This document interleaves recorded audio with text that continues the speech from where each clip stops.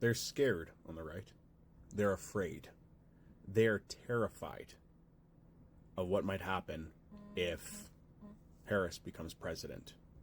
And the reason for this, quite simply, is because there's a reckoning coming. There's a reckoning that's been building for a while, and it is coming now. Because if Harris makes it in, while the world will not be perfect, a lot of people will be held accountable. And they're afraid because so many people have done things in the name of evil that they're not sure if they're going to be punished for it or not. They know they're guilty, but they don't know if they're going to be punished for it or not. And that terrifies them. Someone who will uphold the law, who will uphold the law of the land, that terrifies them. There are a large amount of people in this country who believe they get to decide what the law of the land is. Not the politicians, but the citizens.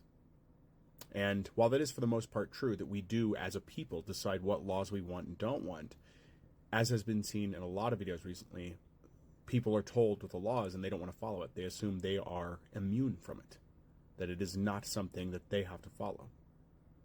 And they're worried that might change, that it may be equal.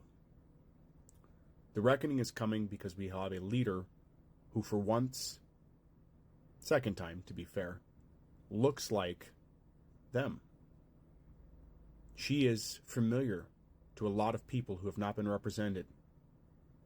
She is comfort for those that feel they have been held under a boot for too long.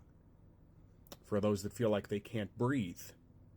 This is a turning point because it shows them there is hope and there is something better for them.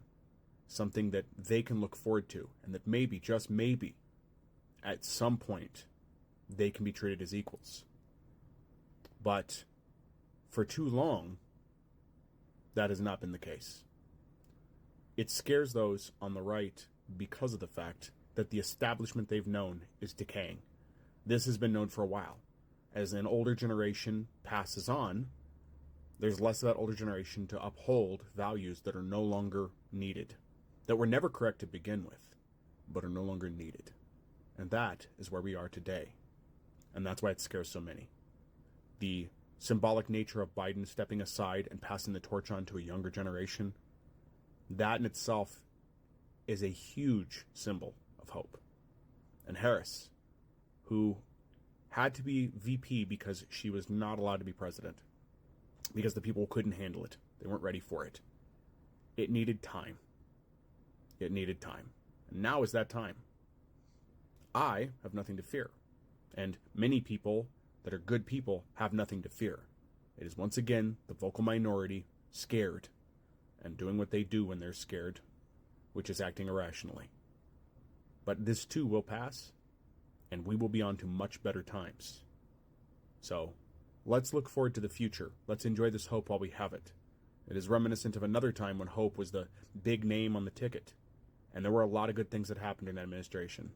Not necessarily perfect in every aspect, but I would take that administration again over what we've seen more recently here. So, let's see what we can get done in 2025. And if you are a person that now feels represented, feel free to leave a comment and let people know how you feel about this. And let them know that you, for once, feel seen where that may not have been the case. I wish all of you well. And I hope that this election goes the way that a lot of us want it to. I know that I'll be casting my vote to make it that way, and that we can see some progress and change. A first female president is a history-changing event. It will open the doors for so many people.